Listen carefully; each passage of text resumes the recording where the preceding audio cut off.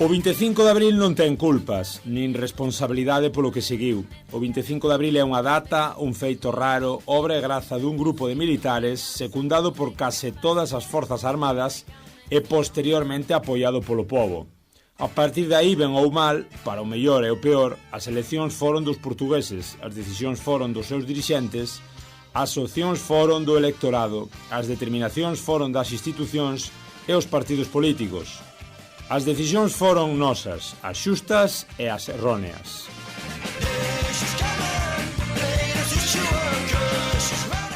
O que o 25 de abril revelou é que a liberdade está por riba de todo. Poden ser importantes outras condicións como o benestar e indispensáveis outros valores como a xustiza e a igualdade, mas todos dependen moito da liberdade que serve para crear os outros. Sobre a independencia e a autonomía, antes que o patriotismo, a solidariedade e o localismo, a liberdade é fin e medio, é obxectivo e instrumento. A liberdade ten valor en si mesma, mas tamén como medio para obter benestar ou xustiza. É con liberdade como se lles fai fronte aos poderosos e aos dogmas. É a liberdade o que permite coidar dos outros e ser solidario. É con liberdade como se poden coñecer e saber. Ao revés, cos programas políticos, sociais e económicos, a liberdade non divide. Permite que todos vivan en conxunto ou en veciñanza. Axuda a comprender o lugar de cada un e dos outros.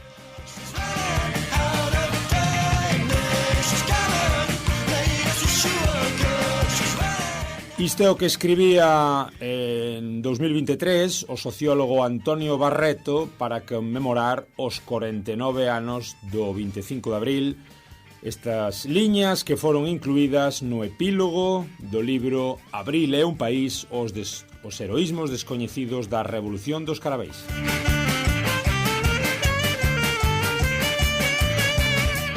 Ola, ola, boas, eu son Germán Estévez, o germano á portuguesa, e aquí estades nun novo episodio, nun novo capítulo, nunha nova vez, deste voso Galiportus, espazo galaico portugués, unindo Galiza e Portugal, unindo Galiza e a lusofonía, voz a voz.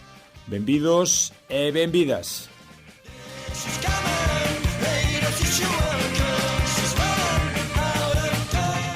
Hoxe, como escoitades, falamos novamente do 25 de abril. Canto nos gusta falar do 25 de abril e facémolo neste ano de conmemoración, nestes 50 anos da Revolución dos Caraveis, da Revolución dos Cravos. Facémolo baixo a óptica, unha óptica diferente, a óptica deste libro que comentamos, Abril é un país, que foi publicado por Ágora Calandraca, a súa serie de Ágora en Galiza, e que é obra de Tereixa Constenla, que é actualmente a correspondente do diario, nada máis e nada menos, El País, en Lisboa. Esta estradense é a que escribiu este libro que se chama, como digo, Abril é un país, e que relata pequenas historias do que pasou antes, durante e despois da Revolución.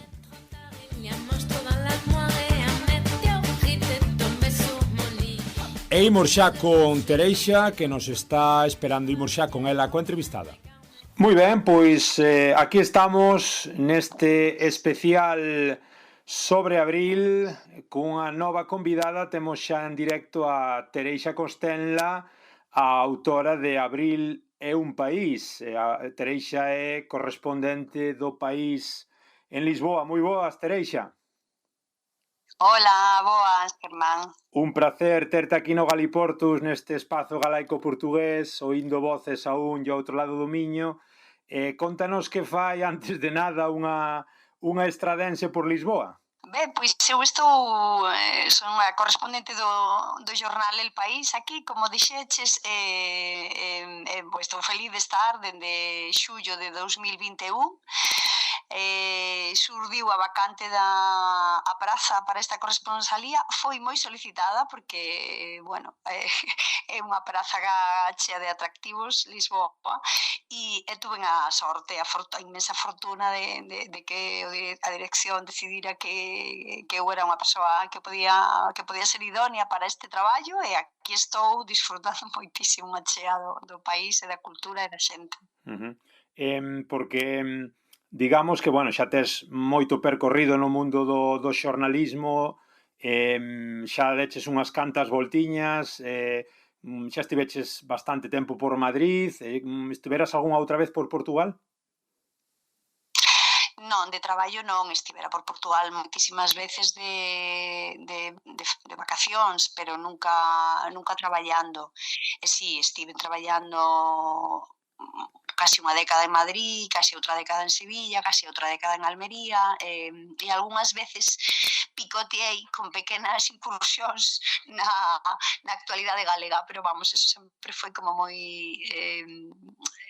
puntual, nunca traballei en Galiza de xeito permanente.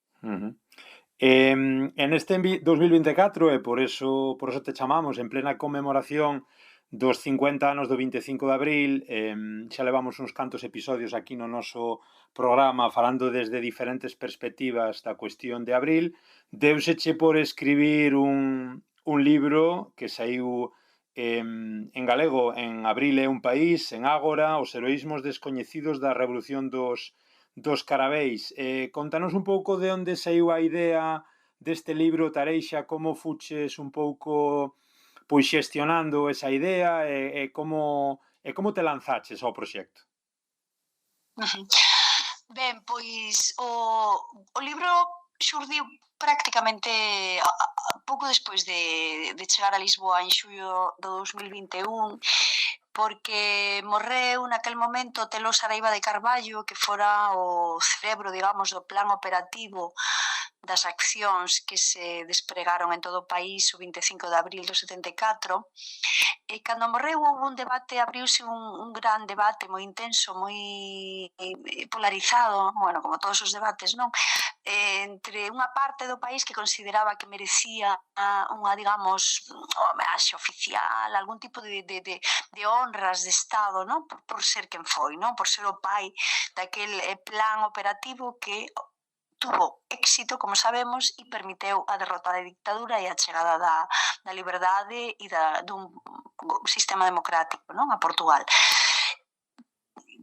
Ocurre que o Telo tivo despois o Telo, que era un militar, como todos os militares que deron o golpe, o sea, el non estaba metido en política, pero a partir de entón entrou a saco, non? Digamos, na vida política portuguesa, con unha defensa dun proxecto revolucionario, político, non exactamente vinculado ao Partido Comunista, de xeito sempre foron distantes e casi diría que rivais e a veces enemigos, non?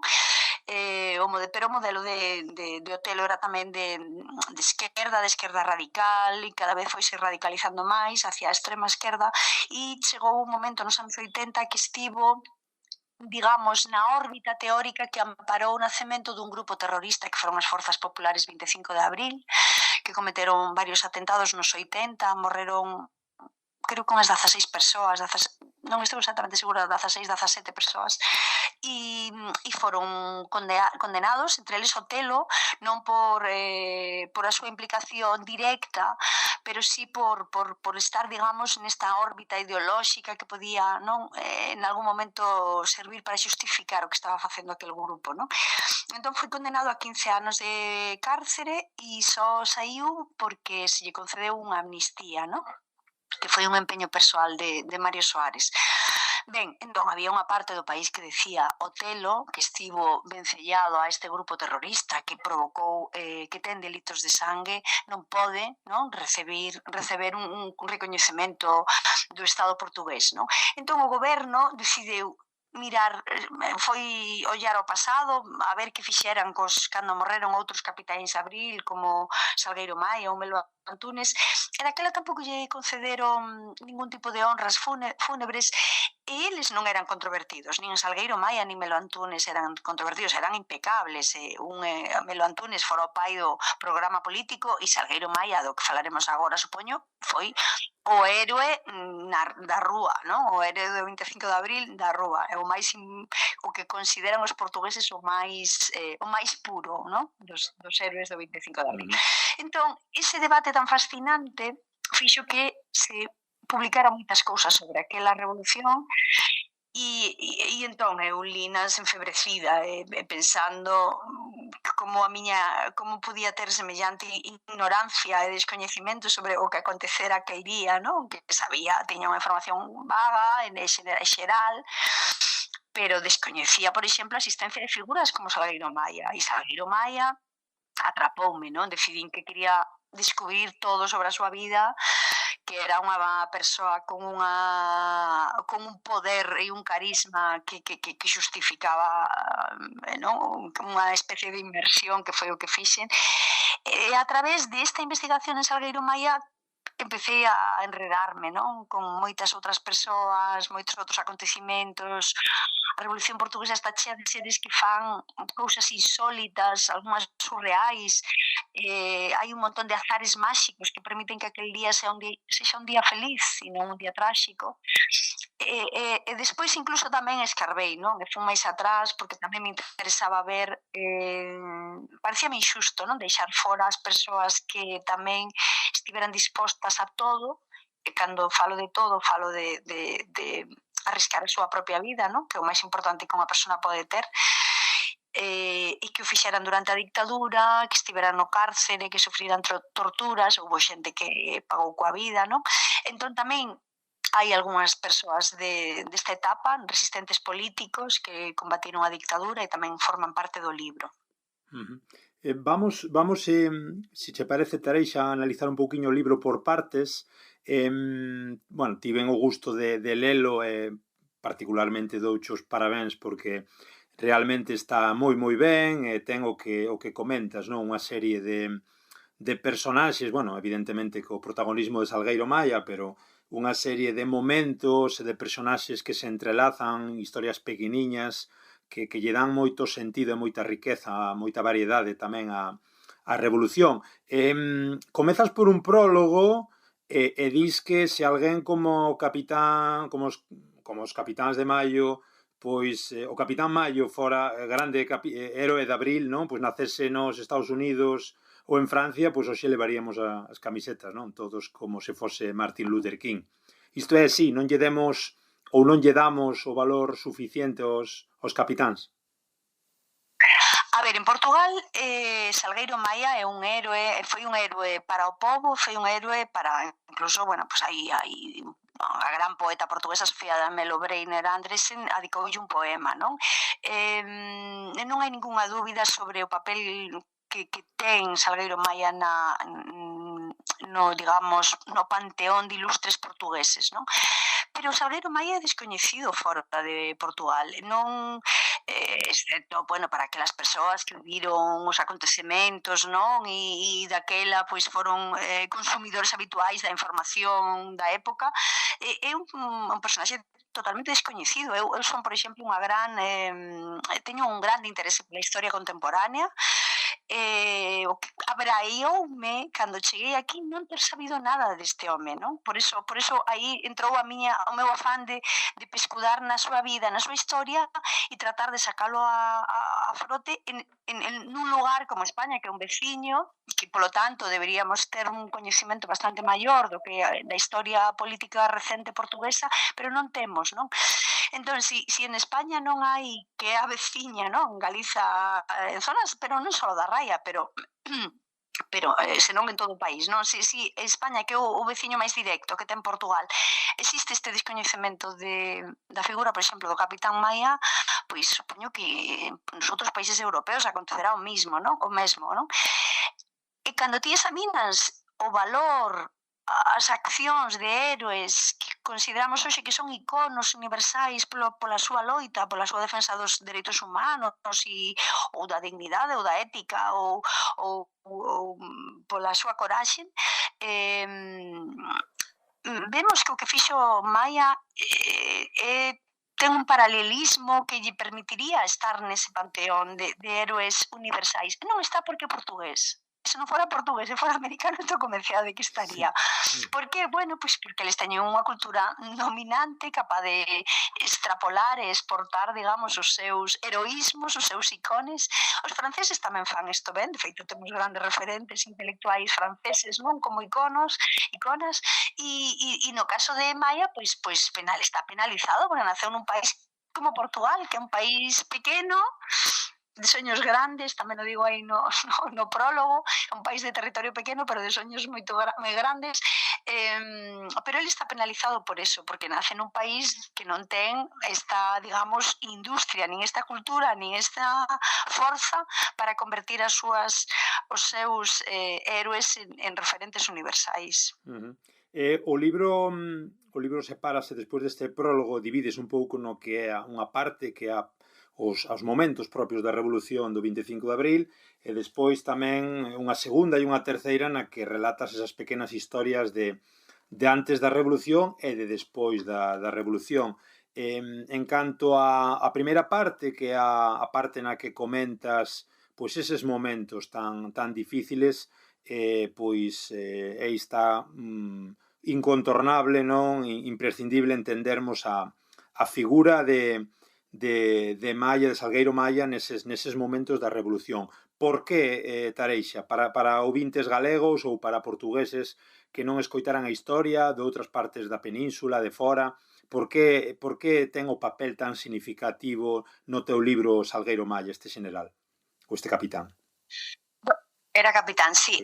Bueno, Salgueiro Maia era un capitán de cabalaría que tiña 29 anos naquel momento e é unha figura fundamental porque el recibe unha das misións máis importantes que se levan á rúa ese día. Digamos, había 42 accións previstas no plan operativo que diseña o Sareba de Carballo, 42 accións en todo o país que incluían a toma dos aeroportos, o peche da fronteira con España para intentar impedir que puidesen vir reforzos da dictadura franquista, tamén os cuartéis xerais de Oporto, de Lisboa e a toma de emisoras de radio, da televisión pública. A Salgueiro Maia encoméndanlle o control do Banco de Portugal, a Praza do Comercio, que é o Terreiro do Paso, e, digamos, esta área que é unha área Radio Marconi, unha emisora de radio, e é unha zona emblemática da cidade, non? El ven desde Santarém, que está a 80 km de Lisboa, comandando a 240 soldados, que curiosamente moitos deles eran novatos, noviños, levaban apenas unhas semanas de instrucción, apenas sabían manexar moi ben as X3 que tiñan para disparar, e con esta xente el ven a Lisboa a dar o golpe, non? E o que ocorre é que as tropas de Maia son as que se enfrentan a unidade de leales á dictadura máis pertrechada, con armamento pesado, e, polo tanto, é onde se produce o momento de maior risco dos que acontecen ao longo do día. Hai varios momentos de risco, pero o primeiro e o máis, digamos, fundamental é o que ocorre á beira do río esa mañán entre as tropas de Salgueiro Maia rebeldes e as tropas que comanda o general de brigada Xunqueira dos Reis. Entón, nese momento hai un desafío que eu comparo con un desafío estilo duelo das películas do oeste, non? Porque nun momento dado os dous están separados por apenas 200 metros de distancia, cada un Maia ten blindados e as súas armas e as súas tropas á espalda dele, e o Xunqueira dos Reis ten carros de combate e máis outras tropas. Entón, nese momento no que Salgueiro Maia vai avanzando cara ao enemigo cos brazos en alto, en unha atitude conciliadora, non? Pero cunha granada no peto, non? Do pantalón, aí disposto a usala, disposto a inmolarse. El consideraba que se naquel momento disparaban e o mataban, iba a suministrar o primeiro mártir da revolución, e iso iba a facer que a revolución avanzase e triunfase, non? Entón, ese é o primeiro xesto de heroísmo absoluto que ten este home, non? Que avanza disposto a morrer polo que está facendo, non? Disposto a sacrificarse. E faino decidido.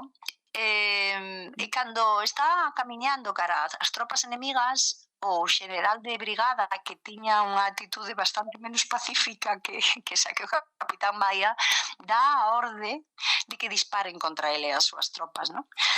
Dalle a orden a un alférez que se chamaba Alfredo Sotomayor de que poñan, o sea, de que disparen os carros de combate, os M47 que tiñan despregados. E o alférez desobedece. Entón o xeneral de brigada dille, vostede xa estragou a súa vida para sempre, dá a orden de que o deteñan e de que o desarmen. Entón, quitan a Sotomayor do teatro de operacións. Daquela, o xeneral Xunqueira dos Reis decide trepar ao primeiro dos carros de combate que ten en frente das tropas de Maia e dalle a orden ao cabo apuntador, pregúntalle primeiro se sabe como funciona o tanque e o outro dalle un pouco de evasivas, dille, bueno, máis ou menos, entón o xeneral di, bueno, este estáse quedando conmigo, non? Entón saca a pistola, apúntalle na testa e dille, ou dispara ou lle mete un tiro na cabeza. Ese momento é o máis tenso que se produce durante ese día. Ese momento solucionase dun xeito que ninguén se lle podría ter pasado pola cabeza se fose guionista dunha película que estuvera acontecendo naquel momento, non? E é que nese momento o cabo decide, dille, máis ou menos dalle algunha evasiva, dille, si, vou ver que podo facer, métese dentro do tanque e péchase por dentro, dalle a orden aos seus compañeros de que fan exactamente o mismo, de que se pechen por dentro e non dispara. En ese momento, o capitán Maia, cando ve que os carros de combate que ten enfrente non obedecen a orden que acaban de dar de abrir fogo contra ele e as súas tropas, é consciente de que acaba de ganar o golpe, de que o golpe de Estado acaba de ganar, de que as tropas non vai haber... Claro, non vai haber tropas que defendan a dictadura. Pero é un momento de moitísimo risco, é un momento no que puderon morrer moitas dos militares rebeldes e non ocorre porque enfrente deles hai uns compañeiros militares que deciden traicionar aos mandos e aos superiores e non disparan contra os camaradas. Entón, o golpe de Estado gánase tanto polos militares que actúan, digamos, pola acción dos militares que se implican, que conspiran e que salen á rúa para dar o golpe militar, como por a inacción dos militares que están enfrente e se negan a obedecer ordes, e se negan a disparar contra os seus camaradas. Entón, é moi importante isto tamén, o sea, é moi importante poñerlle nome a estas persoas, decir quen foron, porque eles son parte dos heroísmos do 25 de abril, non? Entonces, é un momento altamente tenso e altamente máxico e altamente poético polo desenlace pacífico que ten, non? Hai outro momento tamén moi nestas primeiras páxinas do teu libro e destes primeiros episodios, nestes primeiros capítulos dos momentos da Revolución tamén que me encantou, que foi un pouquiño tamén unha das claves dese levar a cabo a revolución, non? Que foi tamén na radio, ese momento no que había que emitir ese tema que penso que era Veña un máis 5 de Seca Afonso e cambiar un pouco a grándola, digamos que era un tema, había que colocar un tema na parrilla, non? Da radio a tal hora como aviso para mover certas fichas tamén nos seguintes pasos da revolución. Sí, bueno, o tema da todo o que se prepara para montar a poñer no aire o contrasinal, ¿no? Sí, para que todos os militares a vez poidan sair á rúa é tamén moi interesante, non? E efectivamente os militares querían que sonase, o movemento das Forzas Armadas quería que sonase Veña máis 5 do Seca. Que ocorre? Que en Radio Renascença era onde se emitía o programa Límite, que era o programa que se emitía a medianoite, que era onde tiña que sonar, era o estudio máis vixiado de todo o país. O sea, había unha doble censura, había unha censura política que exercían coronéis retirados e había unha censura tamén relixiosa, non? a canción Veña máis 5 estaba prohibida polos curas, ¿no? Digamos, pola parte religiosa.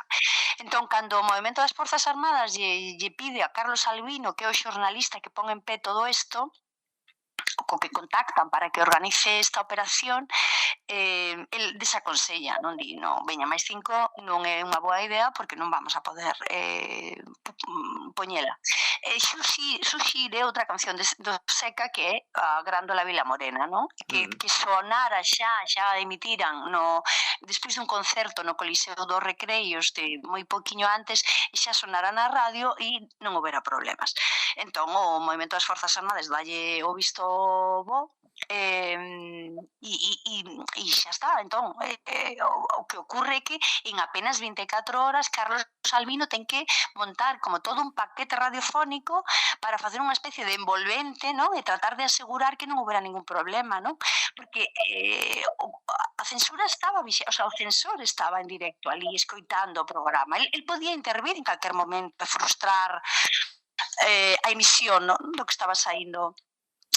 Entón, el decide facer unha pregrabación con contidos donde escribe uns poemas, un poema de apertura, outro poema de peche, e dentro deses poemas, o sea, entre esos poemas, cola o sinal tal e como lle pediu o Movemento das Forzas Armadas, de xeito que se vele a primeira escuadra, a estrofa, despois cantase a canción e despois volve a lerse a primeira estrofa.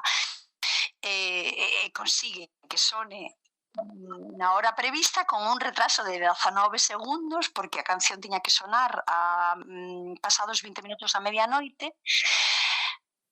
O becario que tiña no estudio, que é o encargado de sacar a bobina ao aire, engaña, erra e publica e saca unha bobina de publicidade. Entón, bueno, pois obliga a Carlos Albino e máis o responsable técnico do programa, Manuel Tomás, a ter que intervir un pouco as bravas para pôr no aire o que tiñan que poñer, porque só tiñan un minuto. O sea, o Movemento das Forzas Armadas estaba disposto a deter e a suspender o plan de operacións se a grándola non sonaba nese minuto que iba de entre a medianoite a 19 minutos a 20 minutos, non? Entón, só tiñan un minuto de marxe. Entonces, todo foi así como estuvo cheo de moitos azares, pero que saíron ben, non?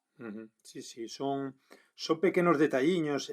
Gústame moito tamén cando falas un pouco deses pequenos momentos, por exemplo, cando, bueno, pois a xente empeza a ver que algo está pasando, pois unha persoa, unha señora, pois quere pasar, non sei se é polo Terreiro do Paso, onde están xa as forzas de malla xa irrumpindo, e un dos soldados dille á señora non pode pasar, a señora pois tiña que facer os seus recados habituais e non lle gusta. Bueno, pois un pouco o tema de quedarse aí, e dille o soldado que hoxe é festivo e tamén o ano que ven o que está a ocorrer é moito máis importante. E depois tamén comentas no apartado da Terra da Fraternidade, unhas letras de Lidia Jorge: toda revolución é unha ledicia que presaxa unha gran pena, non? A democracia é oposto á trascendencia. Digamos que esa xente non era consciente, como acostuma pasar nestes momentos tan trascendentes que nos quitan da nosa modorra habitual, do que estaba acontecendo, non? É dicir, o social superando o individual. Sí, bueno, a persoa que ten esa conversa con esa traballadora é o propio Capitán Maia, non? Porque nese momento estaban chegando todos os casilleiros, que eran os barcos que facían a travesía entre as dúas ribeiras do río e traían os traballadores da marxe sur para Lisboa. Entón a xente, a partir das 7 da mañá e das 6 da mañá empezaba a chegar un montón de traballadores e xa estaban as tropas ali. Entón, eles queren avanzar hacia o traballo e hai un cordón militar que o impide, non? E no caso este moi famoso, non? A conversa entre a traballadora e o Capitán Maia, que la lle di, bueno, pois eu traballo só limpadora nun banco, non? E despois sabe que eles non van me castigar, non? Se non acudo ao traballo. E dille isto que ti comentaches, non? que efectivamente que vaya para casa, o sea, que quede tranquila, non? Que para o ano que ven ese vai ser un día festivo e para o ano que ven tamén. Bueno, hai moitas historias, anécdotas, non? A historia do Jeep que ven encabezando a columna de Sanrene para tamén no semáforo vermello a entrada da cidade. O sea, é un día, pois eso, como pois cheo de maxias, non? Como vos decía. E despois das maxias veñen pois os desencantos, non? Claro. Que é o que nos está dicindo Lidia George con esa frase, non? Que é imposible, non? Que toda esa, digamos, poesía, esa exaltación, ese momento de estoupido, non? De emocións, non? Que houbo o día da Revolución, porque o golpe convirtese nunha revolución no momento en que os portugueses saen á rúa dun xeito masivo para celebralo o fin da dictadura e sobre todo para impedir que non haxa volta atrás, non? Para asegurar que o golpe dos militares vai adiante e que daquela vai a cair o réxime, non? Entón, nese momento o golpe deixa de ser un golpe solo de militares e convírtese nunha revolución popular, non? E nada é comparable con ese momento de exaltación. O que di Lidia é isto, non? O que ven despois é a xestión do cotián, de quen pon as multas de tráfico, quen xestiona o Banco de Portugal, quen ten cartos para chegar a fin de mes. Quero decir que a partir do momento de exaltación, de xúbilo, que falamos do momento que dura días, non? Pero que despois ven a realidade, non? E a xestión da realidade sempre é máis prosaica, menos idílica, non? E iso tamén fai que ás veces a xente teña certa sensación de desencanto e de decepción. Comentas tamén neste apartado de durante a Revolución ese encontro, non? Entre Salgueiro Maia e Marcelo Caetano, o xefe do goberno, o ditador do momento, ese momento tamén tenso no cal pois Caetano asume tamén que lle falta nada, que o seu goberno xa caíu e que reclama ser ben tratado. Salgueiro Maia tamén se encarga el, con altura de miras, de decirlle, bueno, un pouco que vai evitar que sexa linchado, non? Acaba Marcelo Caetano escapando nun blindado. Bueno, escapando non, o sea, bueno, non escapa, escoltado. el ríndese, entrega o poder ao general Espínola, que non era ninguén do movimento das Forzas Armadas, pero que, bueno, era un militar que vía con simpatía o que estaba as grandes diferencias entre o movimento das Forzas Armadas e o general Espínola, non? Pero despois de rendirse, o que fai o movimento, e neste caso volve a ser o capitán Maia, porque ele é o que está comandando as tropas que estaban sitiando o cuartel do Largo do Carmo, onde estaba Marcelo Caetano, entón ele é o que organiza o dispositivo de evacuación do dictador. E ele organiza de xeito que non haxa posibilidade de linchamento, ningunha agresión física para o dictador. O golpe era un golpe de natureza pacífica, non violento, sin espacio para as vinganzas.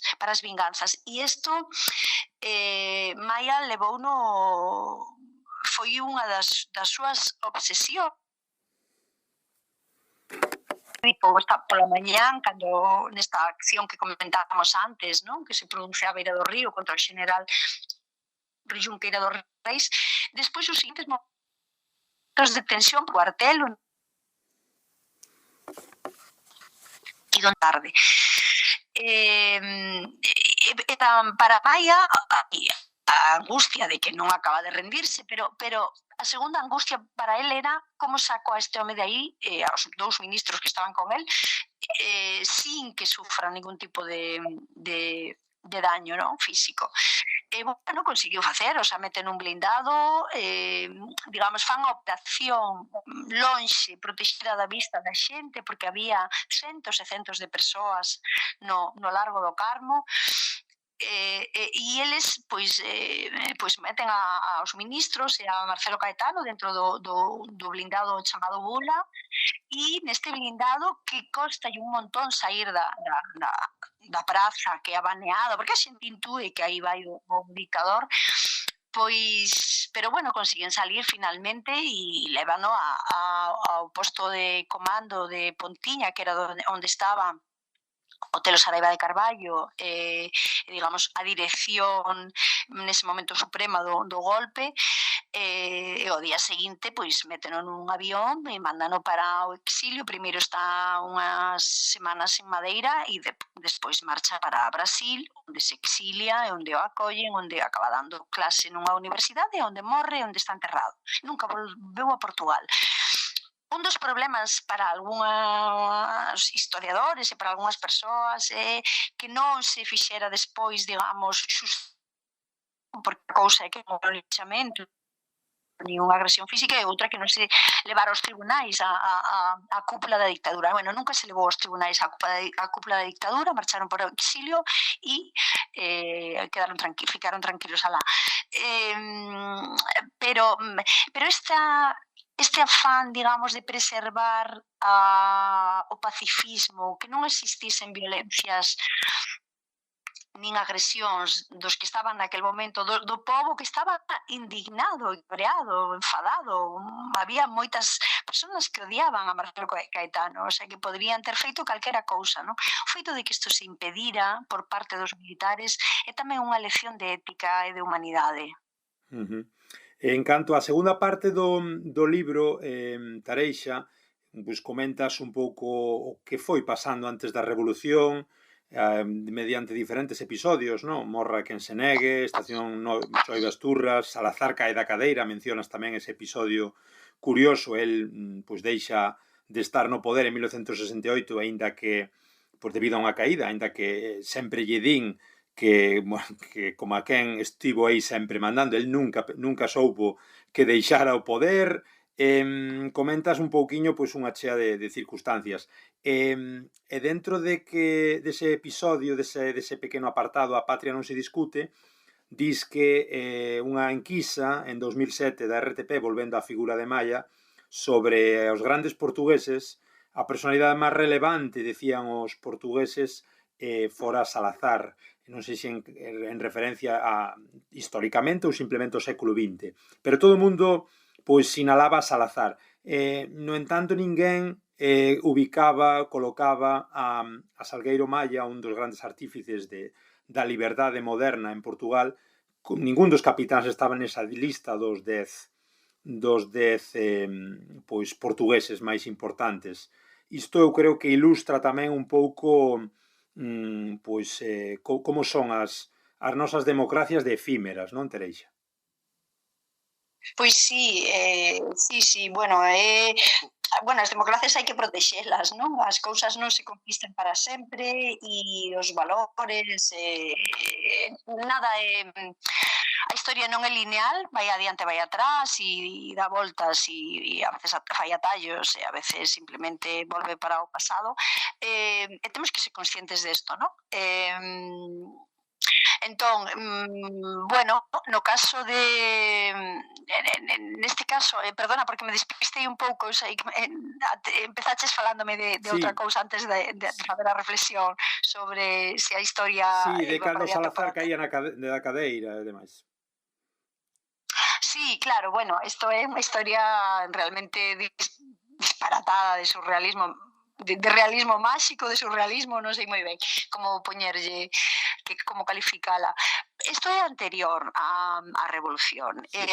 Ocurre no ano 68, que, pois eso, o xefe do Consello de Ministros Salazar, e que nunha visita do calista pois cae da cadeira onde está sentado e ten unha trombosis, entón é un episodio moi grave, entra en coma e o réxime pois acaba tomando a decisión de nomear un sustituto que é Marcelo Caetano. Que ocurre? Pois acontece que Salazar recuperase, entón, que era algo que a xente non contaba con iso. en ese momento ninguén lle é capaz de dicirlle a Salazar que el xa non é o xefe do Consello de Ministros, que el xa non é o ditador de Portugal, que el xa non é o home que máis manda en Portugal, que hai outra persoa que é Marcelo Caetano. Entón, das esta situación totalmente disparatada de que coenviven na práctica o que ten o poder sobre o Consello de Ministros, o que xa manda no país Marcelo Caetano, pero para que Salazar, digamos, non sufra, montase alrededor de San Bento, que era a residencia oficial, montase todo un teatro no que participan ministros, policías, por suposto os traballadores do Palacio de San Bento, para manter esta ficción de que el seguía sendo o home que decidía os destinos de Portugal, non? Entón tiña falsas audiencias, recibía os ministros e a representantes políticos de forma ficticia, non? Porque en realidade ninguna das decisións que se falaba ali logo despois tiña efectos prácticos, non? É un episodio realmente fascinante, non, da historia. Eu creo que non hai parangón en toda a historia universal de ningún dictador que morrera sen saber que xa non era realmente o ditador do país. E a terceira parte do libro, Tareixa, despois da revolución, digamos que a revolución non é o final de nada, senón que é o principio de todo. Aí vas comentando algún caso tamén curioso e relacionando un pouco o que é esa transición aos anos que seguiron a revolución, un pouco a través de diferentes comparativas, como digo, por exemplo, ese 500.000 de traumas, non, en referencia a todos os portugueses que estaban nas colonias e que foron retornando, non? É dicir, moitas veces eses retornados que foron un ben para o país, pero unha traxedia na súa propia vida. Pois sí, no episodio do Gran Retorno foi moi convulso para a sociedade portuguesa, tanto para a sociedade portuguesa que está continental, non, digamos, como para, claro, para as persoas que saíron das colonias, non? Que foi, bueno, pois como 500.000, non, de persoas en moi pouco tempo. Entonces, por un lado están as traxedias individuais das persoas, porque a maioría deles saíron dala sen apenas nada, non puderon traer nada do que construíran na súa vida ali, ou moi poucos o puderon facer. Polo tanto, foi desgarrador. Había xente que nacera ali, que se sentía de Mozambique, de Angola, non se sentían vencellados a Portugal, nunca estiveran en Portugal. Entón, hai unha cantidade de traumas persoais e individuais, pero despois tamén hai un trauma como sociedade, non? Sociolóxicamente hai un choque entre esta masa de persoas, que son 500.000 de persoas, que veñen a un lugar onde viven outros 10 millóns de persoas, polo tanto, o impacto demográfico é tremendo, en moi pouco tempo o Estado ten que preparar un dispositivo de acollemento que é modélico, que con todas as súas fraquezas e debilidades e erros, foi realmente unha operación humanitaria a longa escala moi exemplar, porque conseguiron evacuar as persoas e conseguiron aloxalas, non? Porque a maioría delas viñan e non tiñan, algúns tiñan familias, pero outros tiñan familias pobres que tampouco podían asumilos, non? Entón, repartíronse por instalacións de todo tipo. Había desde parques de campismo a hotéis de 5 estrelas, ¿no? Acollendo os retornados.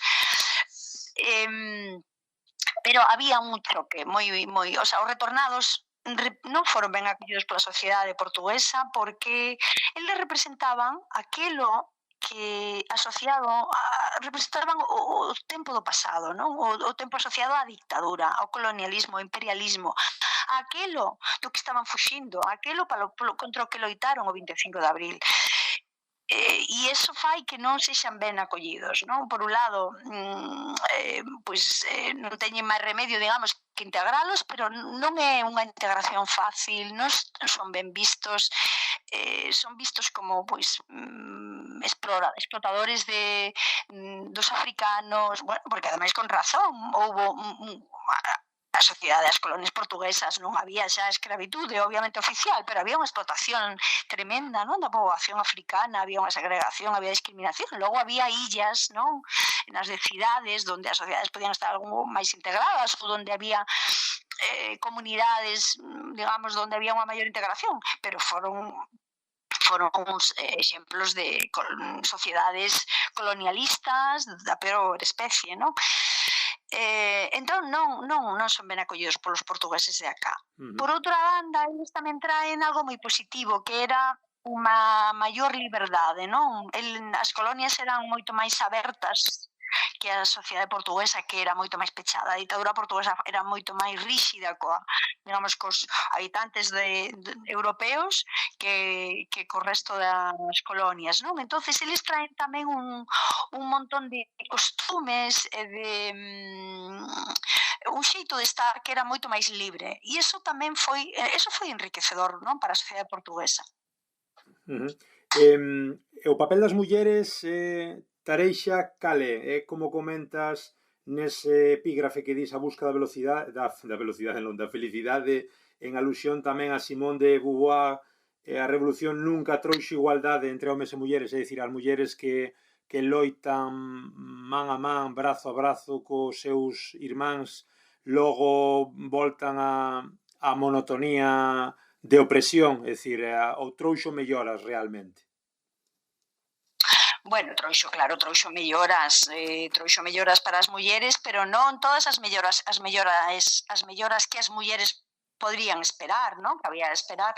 Por exemplo, no libro eu conto a historia da xornalista María Antonia Palla, que, ademais de ser unha gran xornalista, ela foi unha gran loitadora, unha gran activista polos dereitos das mulleres dende a dictadura xa, non? Na etapa da dictadura, ela traballaba apoiando a mulleres pobres que necesitaban abortar e ela, pois, había toda unha rede clandestina de lugares onde podían facelo, ela, por exemplo, acompañaba moitas veces, non? Ben, esta era a situación antes do 74. Que acontece despois? Pois que o aborto seguiu sendo un dereito non ao alcance das mulleres portuguesas a pesar da revolución durante moito tempo. Tardou en ser despenalizado para certos supostos, para o de violación, malformación ou risco de perigo de vida, non?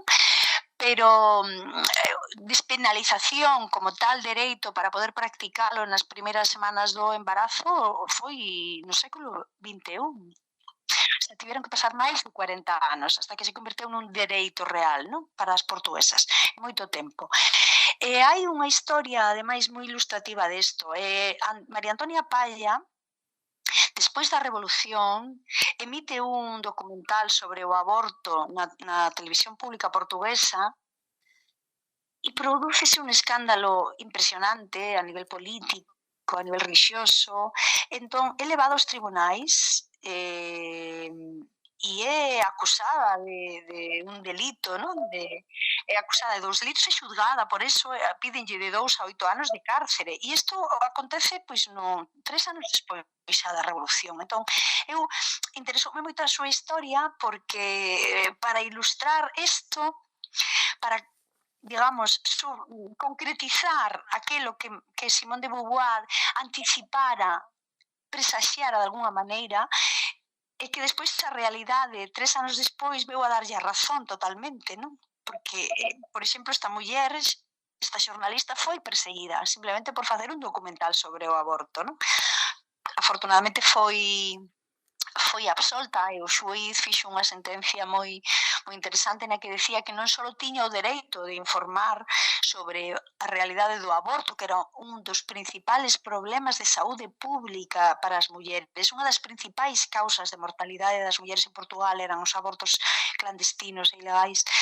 E o xuíz, na súa sentencia, di que non só tiña o dereito de poder informar sobre iso, senón que tiña o deber de falar daquela realidade social. Foi moi interesante tamén, pero é ilustrador da tensión que houve respecto a certos dereitos das mulleres, non? Despois da revolución.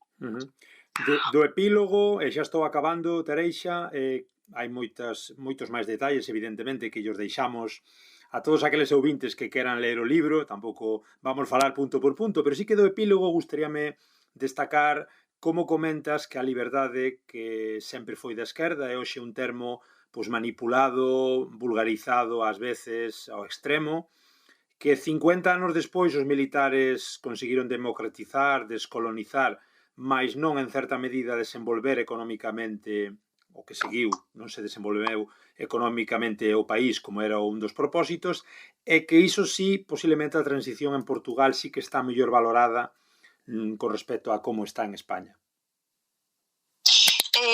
Bueno, hai unhas diferencias moi importantes entre apreciación, digamos, dos procesos políticos da ditadura á democracia de España e de Portugal, non?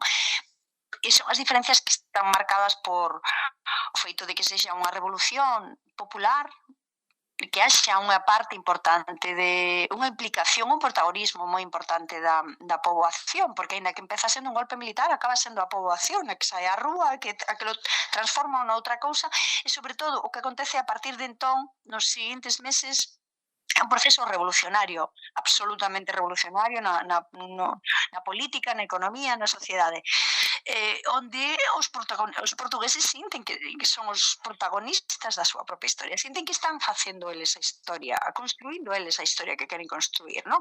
É un proceso convulso, violento, aí si xurden moitas violencias de diferentes bandos, non? Tamén de terrorismo de extrema esquerda, perdón, de extrema dereita neste caso, ou da extrema esquerda posterior. E no caso de España, bueno, pois sabemos, a nosa transición foi un proceso político pactado entre forzas representantes da dictadura, do antigo réximen, e os políticos democráticos, non? Que estaban resistindo contra ese réximen. E dese pacto, que foi despois ratificado, por suposto, nunhas eleccións polos españois, pero son dos procesos diferentes, con cada as súas ventaxas e inconvenientes, non? Pero si fai que haxa unha diferencia á hora de relacionarse, á hora de como sociedade, o sea, os portugueses sinten que o 25 de abril é unha conquista súa, feita por eles mesmos. Quizás os españois ao mellor non teñen tan claro que a transición á democracia é unha conquista feita por eles mesmos, non? É unha conquista que ratificaron, pero non que construíron de xeito directo, non? Sino que fixeron a través de representantes políticos nos que delegaron, non? Os constituintes, non? Isto sí que fai que teñan unha relación moi diferente e, de feito, o 25 de abril celebrase en Portugal, por suposto, unha xornada festiva, pero non ten parangón ningún coa, por exemplo, o noso 6 de decembro, non? O Día da Constitución, que é a única data que, digamos, políticamente pode ser equiparable ao 25 de abril, porque non temos outra, e non é en absoluto o mesmo. O sea, a celebración deste ano en Lisboa, por exemplo, foi absolutamente masiva, Justamente histórica. o que te iba a preguntar, Teresa, contanos un pouquiño como viches aí en primeira persoa a celebración deste ano, o Parlamento tamén sonando grándola, chega polo medio, como viviches a situación aí como xornalista? Bueno, foi moi especial este ano, foi moi emotivo, de feito empezou Grándola empezou sonando no Largo do Carmo, non? Ali xuntouse un montón, unha morea de xente, o sea, centos e centos de persoas xuntáronse a medianoite, non? Para esperar o paso da medianoite e empezar a recibilo cantando, non? A canción de Seca Afonso, que foi moi emocionante. Despois houve a asamblea na Asamblea da República, houve a sesión oficial institucional de conmemoración con todos os discursos. Bueno, hai un consenso alrededor da data, é unha data que todos os partidos democráticos se sinten heredeiros e defensores da chegada da liberdade e da democracia. Por suposto, é unha data moito máis reivindicada pola esquerda que pola dereita, pero a dereita democrática portuguesa é filla tamén do 25 de abril, o sea, fundáronse despois do 25 de abril. Quen introduce agora a cuña? Pois a André Ventura e o seu partido Chega, non, de extrema dereita, eles son os que non dun xeito directo, o sea, hai agora mesmo tal consenso xeralizado sobre o 25 de abril que ni sequera Ventura se atreve a facer un ataque directo contra aquel día, non? Faino dun xeito indirecto, non? De as persoas non lles interesa o 25 de abril, interesa lles ter cartos para chegar a fin de mes, interesa lles poder chegar á vivenda, bueno, un discurso, este discurso, non, seu de agora de presentarse como defensor das clases máis desfavorecidas e necesitadas e sufrintes de Portugal, non? Pero non hai un ataque directo. Por suposto, logo hai un desdén absoluto dos símbolos e dos xestos, o sea, no Parlamento, pois, que se reparten ese día cravos, non? Bueno, carabéis, en todos os escanos, pois todos teñen bueno, algúns teñen os despois na man, ou os poñen, algúns van co carabel na solapa, pero, por exemplo, o único lugar nas bancadas onde non había carabéis, porque os gardaron, foron os do Chega. O sea, quero dicir que simbólicamente eles sí que evidencian que eles non están nesta digamos, onda, non, de orgullo e reivindicación daquela data. Sí. E despois veu a gran manifestación pola Avenida da Liberdade, que é realmente impresionante, porque, bueno, houve máis de 200.000 persoas, probablemente foi unha das máis masivas da historia destes 50 anos, e había esta sensación de que non era só porque eran os 50 anos, había esta sensación de que había que sair á rúa a decir que eles querían seguir defendendo a liberdade e a democracia. Como está sendo a acollida do libro, Tareixa? Xa levas unhas cantas presentacións, outro día comentábanos que ías cara a Badaxoz tamén presentar. Pensas que está, bueno, pues un pouco achegando luz diferente nunha cuestión tan xa traballada e con tantas publicacións por medio? En que crees que se diferencia o teu libro?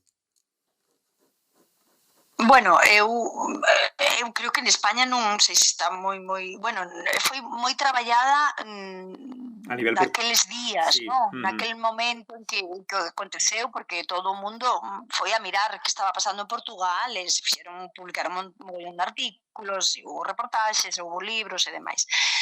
Pero agora non había, digamos, neste momento non había tanta mirada, tanta ollada sobre este episodio, non? É o que se comentaba antes, e de feito hai un gran descoñecemento, non? Sobre o que aconteceu aquel día, sobre cales foron os protagonistas, incluso sobre a política portuguesa daquela época.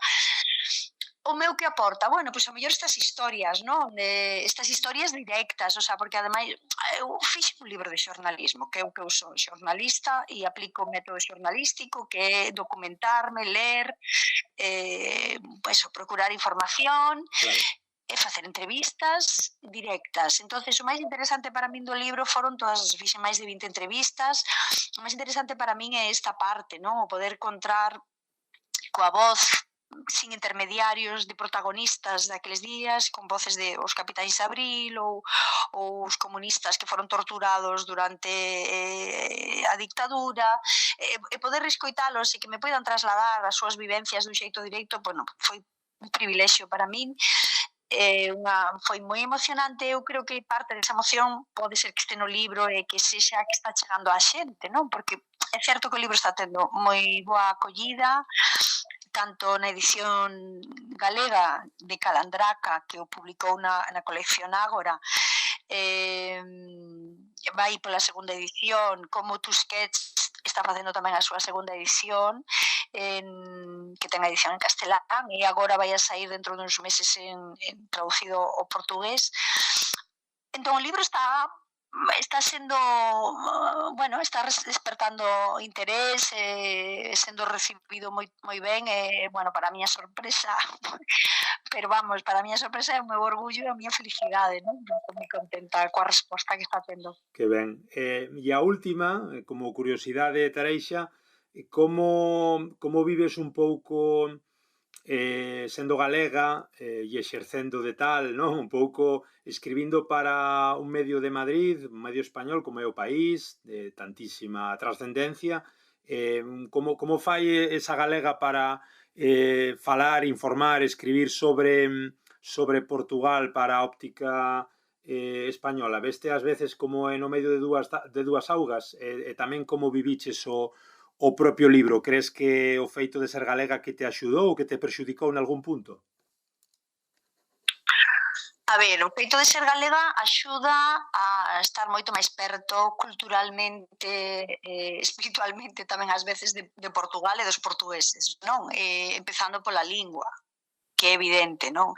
A raíz común, o sea, entón, bueno, hai esta cercanía e hai unha cercanía cultural impresionante, non? Sobre todo moi evidente na zona norte de portuguesa, non? Hai unha rexión, o sea, Galicia e o norte de Portugal é unha rexión xeográficamente cunha identidade moi semellante, non? E que se nota todo este pasado compartido, esta historia que tuveron en común, non?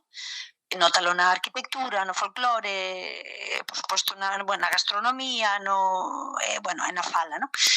Entón, ser galega en Portugal é algo totalmente que facilita a vida para traballar, non? É maravillosa, para min é moi... O sea, faimo todo, facilítame a vida o traballo, non?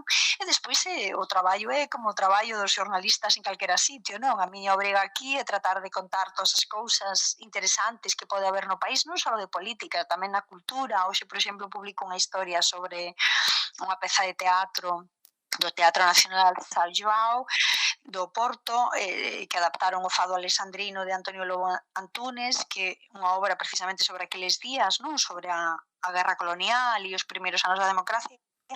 É un libro espectacular e a obra é espectacular, non?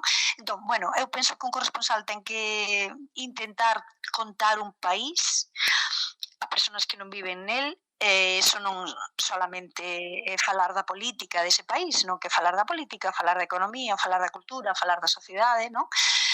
É o traballo que facemos os xornalistas en calquera sitio onde estemos, non? Entón, en ese sentido non hai diferencia por estar en Lisboa ou estar en Madrid ou estar en Santiago de Compostela, non? Tes que dar moitas explicacións para que en Lisboa se entenda tamén a cuestión galega ou simplemente esa xornalista española e xa?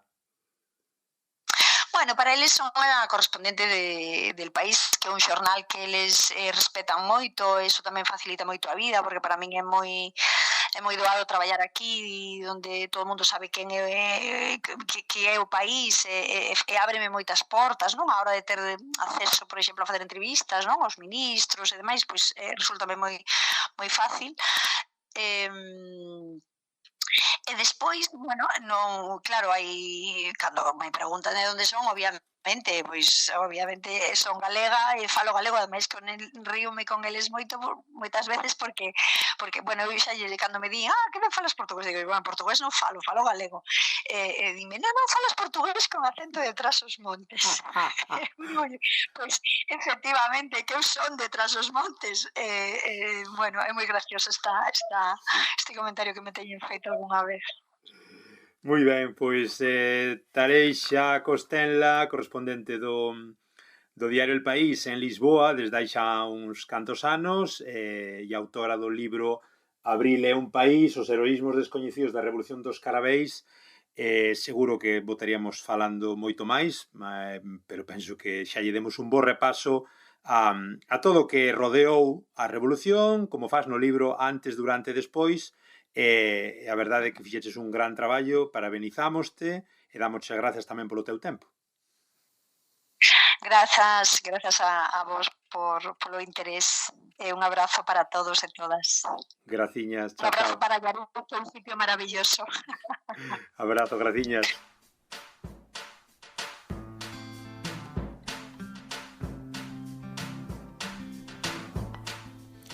Moi ben, pois xa vedes, estes foron os minutos interesantes de entrevista con Tareixa Costenla, esta estradense que está facendo labor periodística en Lisboa para o diario madrileño El País.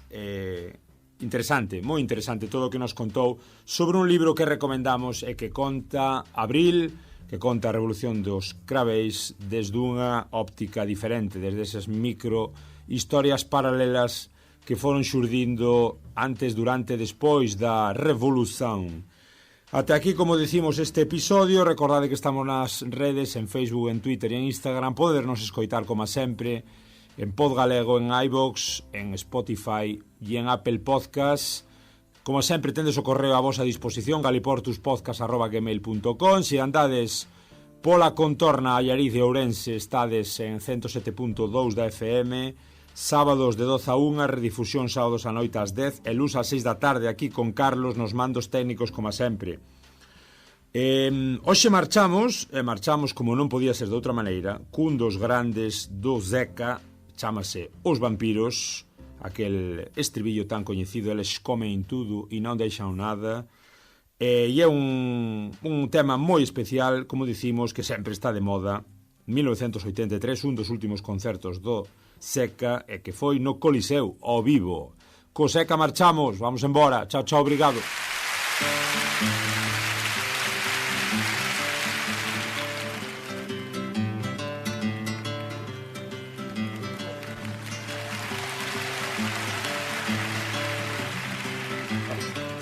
Ora, estamos à espera do juro para fazer para associar as novas gerações aos vampiros. Onde é que estão as novas gerações? Estão a curtir uma de qual?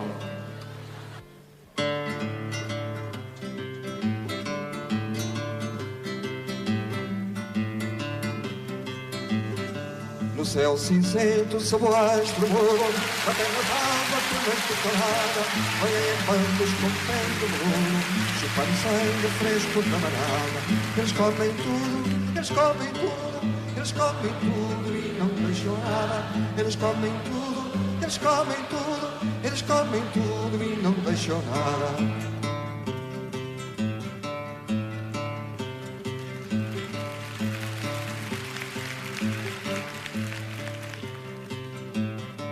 A toda a parte chegam os vampiros, poisam nos prédios, poisam nas calçadas, trazem o vento dos poços antigos, mas nada os prende às vidas acabadas. Eles comem tudo, eles comem tudo, eles comem tudo e não deixam nada. Eles comem tudo, eles comem tudo, eles comem tudo e não deixam nada.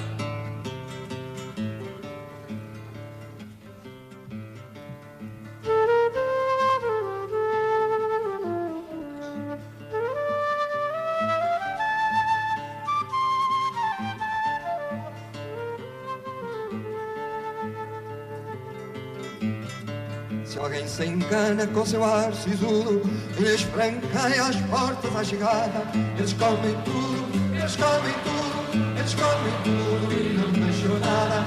Eles comem tudo, eles comem tudo, eles comem tudo e não deixam nada.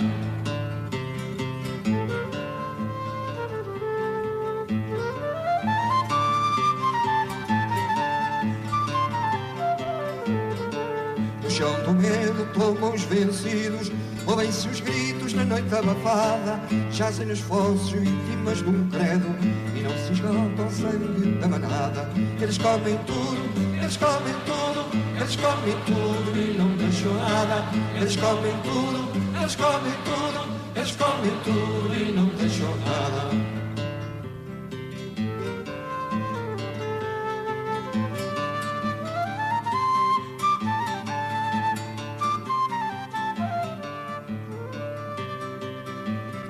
São os mordomos do universo todo, senhores à força, mandadores sem lei. Enchem as tulhas, bebem vinho novo, dançam a ronda no pinhal do rei. Eles comem tudo, eles comem tudo, eles comem tudo e não deixam nada. Eles comem tudo, eles comem tudo, eles comem tudo e não deixam nada.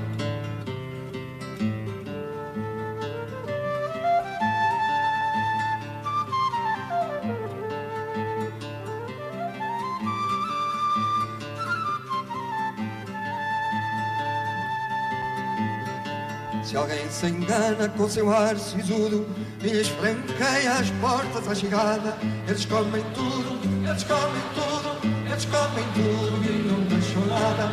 Eles comem tudo, eles comem tudo, eles eles comem tudo e não deixam nada. Eles comem tudo, eles comem tudo, eles comem tudo e não deixam nada. Eles comem tudo, eles comem tudo.